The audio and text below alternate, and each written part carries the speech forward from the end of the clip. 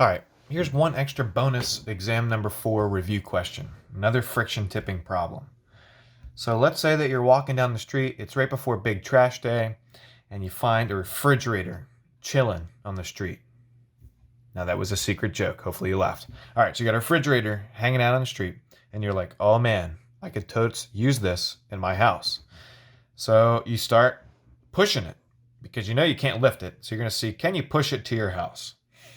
So what we see is that the refrigerator's weight of 300 pounds and the man weighs 165 pounds, with the center of gravity shown at G. Given that the coefficient of static friction is 0.3 between the refrigerator and the ground, and 0.65 between the man's shoes and the ground, which kind of makes sense because he's probably wearing Nikes or some nice athletic shoes, so he's got better grip between the ground and his feet. So we're trying to figure out if the man can move the refrigerator. Now, this problem has 4 different cases that can possibly happen. What are those cases? Well, case number 1 is that the man slides.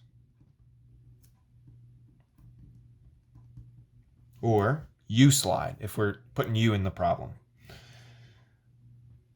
Number 2 is the fridge slides.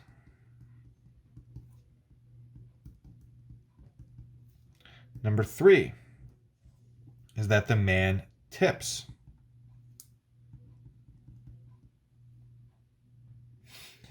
And number 4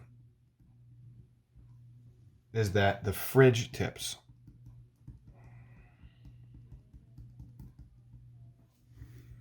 Now this one's probably the least likely of everything happening, the man tipping, given that he's leaning so far forward, but you could consider a possibility that if neither thing is sliding, the man could theoretically push so hard that he kind of starts to push himself backwards and kind of rotate on his back left foot.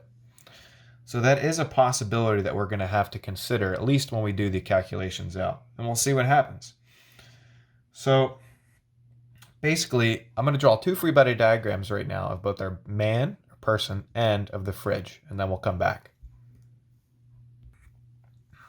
All right, so what I've now done is I've drawn the free body diagrams of both our fridge and of our person.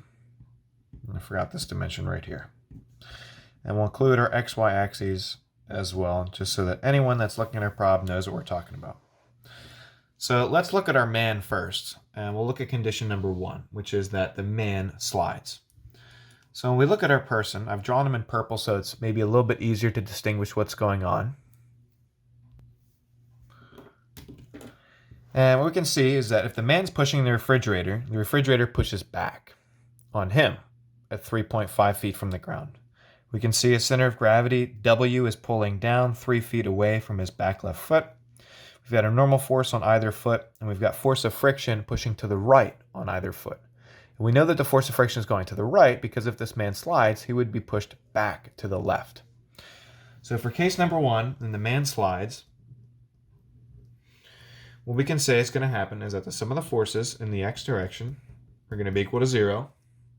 It's going to be the force of friction left plus the force of friction right minus F push. Okay, so pretty much what we can see is that this is our total force of friction. And this is just like what I've done in some other problems, is that I'll say that the force of friction total is going to be equal to FFL plus FFR. And kind of link these two things together. That's going to be equal to mu S times NL plus NR. And the reason I'm distributing this out is so that it makes our lives a little bit easier. Because what you'll see our next step has to be is because we don't know what the NL or NR are yet, is we have to say that the sum of the forces in the Y is equal to 0, which is going to be equal to NL plus NR minus the weight of the man. So what we can see is that NL plus NR as one single variable is going to equal the weight. So the force of friction total is just going to be mu S times the weight of the person. So what we can see is that force of friction max is equal to mu S times W, which is the coefficient of friction between the man's shoes and the ground is 0.65. So it's 0.65 times the weight of the man, which is 165.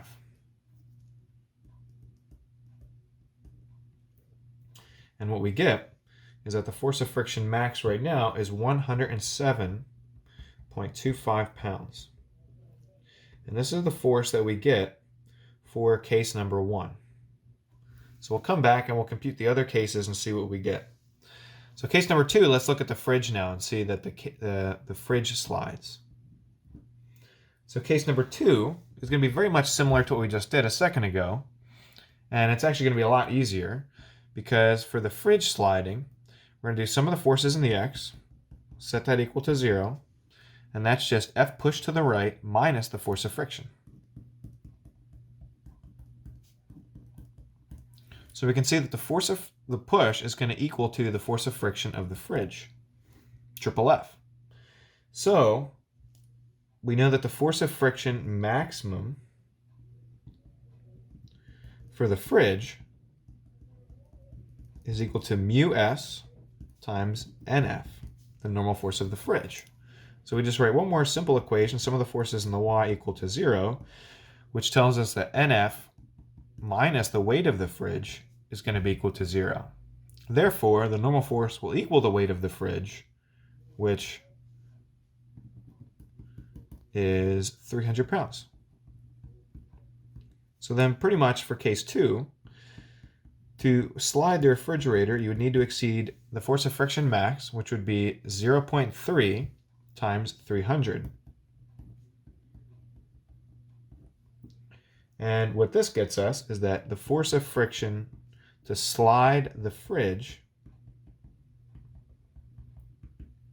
is equal to 90 pounds. So one thing you can already see is that the answer is yes, the man can move the fridge, because when he applies a force of 90 pounds to the fridge will start to slide. But he will not have started to slide yet because he needs to apply 107.25 pounds to cause him to be pushed backwards. So now we've checked case 1 and case 2. Let's check case 3, and hopefully I have enough room on this paper. So case 3 says that the man tips. So for case 3, when the man tips, he'll be tipping backwards this way.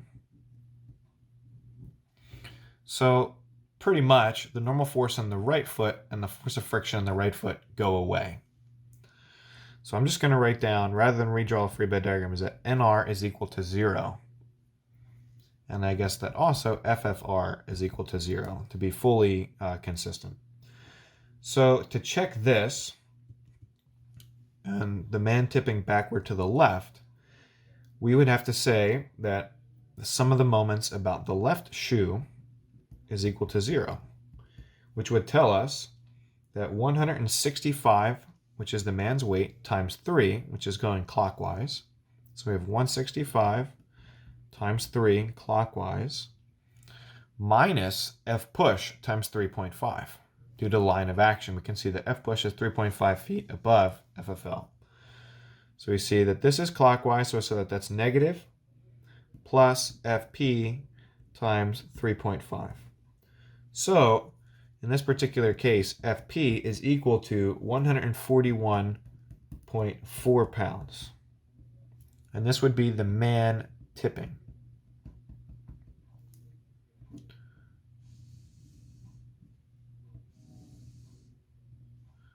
Okay, so that's the man tipping back. If the man applies 141 pounds, he'll actually start to rotate back over his left foot. But we can see that this is already greater than the previous 2 forces we calculated, so the man's not going to tip backwards. That's not going to be possible. But what about the man falling forward? Like, what if the refrigerator slides out and the man starts to fall forward? How much force needs to occur between the man and the fridge to prevent him from kind of falling forward? So pretty much in this particular case, NL is going to equal the force of friction L, which is going to equal 0 as well. So this is kind of like case 3B, where the man rotates forward. We're just going to check this to see what's going on here. But to do this, we do sum of the moments about R. We set that equal to 0. And that's going to get us 165 times 1 foot, because his weight is 1 foot in front of his foot right there. So we see 165 times 1. And again, that would cause a clockwise moment about point R right here. So that would be negative plus FP times 3.5. So to prevent the man from falling forward, FP, or the refrigerator, needs to push back with at least 47.1 pounds. So what's interesting about the counterclockwise force push is that you need 141 pounds to tip the man back. But in this question here, the 47.1 pounds is actually what's needed to prevent him from tipping. What we can see is that the refrigerator can push back with at least 90 pounds before it slides, so therefore we know that this isn't going to happen either. We'll box that as one of our possible solutions. And in case 4, which is that the fridge tips, we do one equation, which is the sum of the moments equation about point A down here. And the sum of the moments about point A is going to be equal to 0, which is going to be F push times 3.5. That would cause us to rotate clockwise, so we call that negative, minus 300, which is the weight of the refrigerator, this way. And really, in tipping, remember that NF is going to be located at that point. So NF does not factor in. So we have minus the fridge moment, which is the weight, times 3.25 over 2. So we saw for F push here, the force required to tip the fridge is equal to 139.3 pounds. So ultimately what we see is that the lowest of all of these forces is the 90 pounds. So because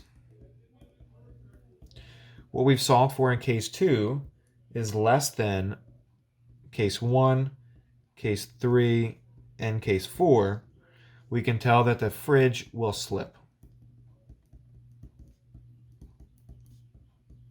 And that's our final answer. Now, you might have one question, which is, wait a minute, Mike, you're a liar, because this force right here is actually greater than this force. This force, 3B, is our lowest force. But remember what I was explaining about this force. This is the force that the fridge needs to push back on the man to prevent him from tipping over. So the fridge can push back with 90 pounds. So this is essentially satisfied. The man can't tip forward because the fridge can push back with 90 pounds. That's why this is the thing that governs it. This is the force required to slide the fridge, and that's what's going to be our final answer. And F max equals 90 pounds. And that's it. That's your bonus exam review question.